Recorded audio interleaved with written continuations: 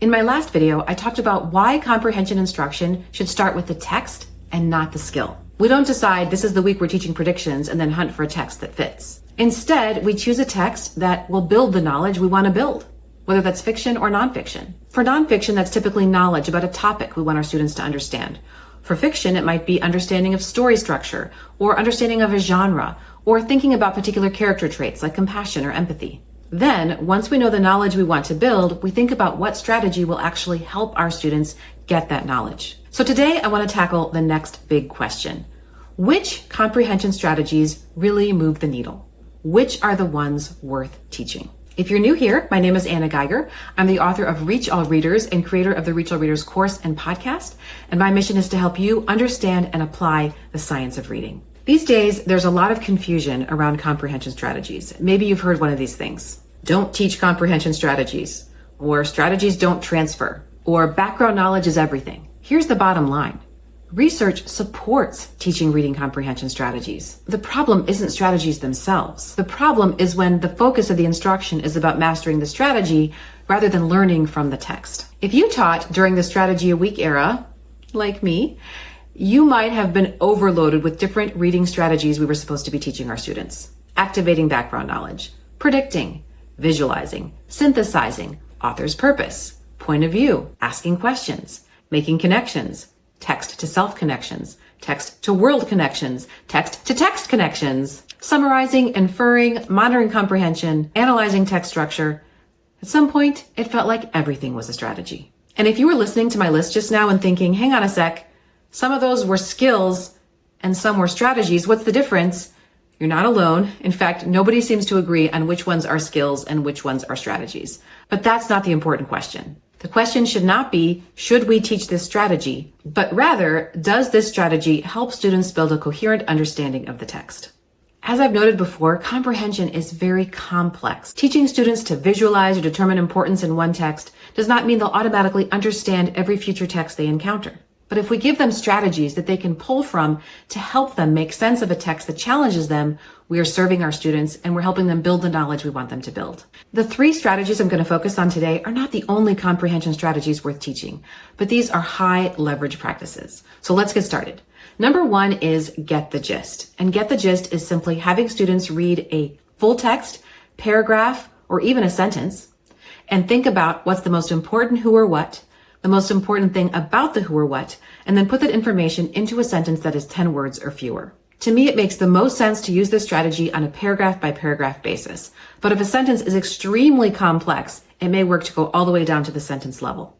You could also have students get the gist after reading an entire story or passage. But I think it helps to start at the paragraph level because not only does it help students think about what they're reading as they go, it also helps them monitor comprehension.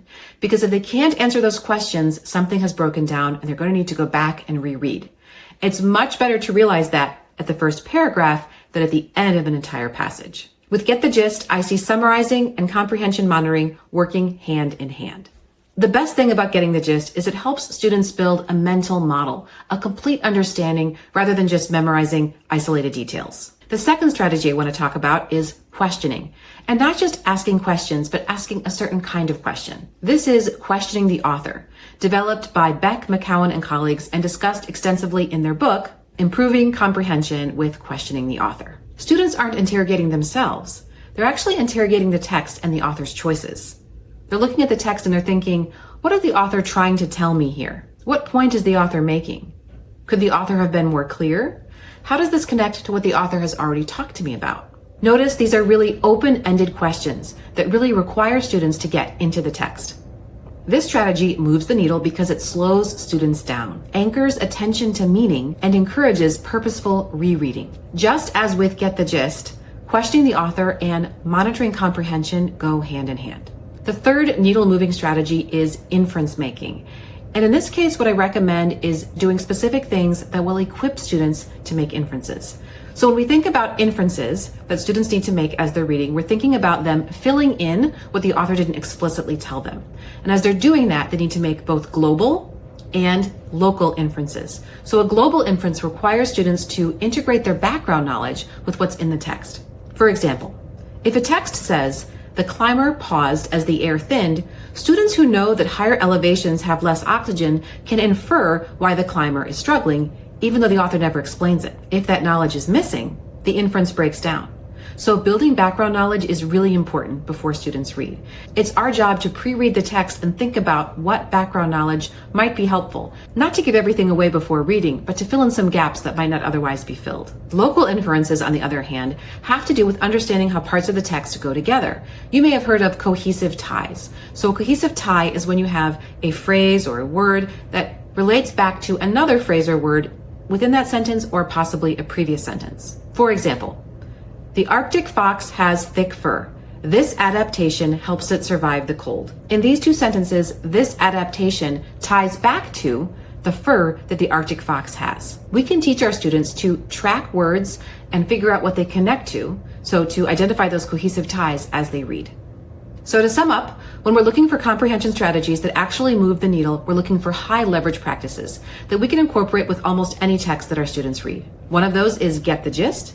The second one is questioning the author. And the third is supporting our students' inference making by building background knowledge and teaching them how parts of the text connect to each other. If you'd like to learn more about reading comprehension, you're invited to my Building Comprehension from the Ground Up workshop.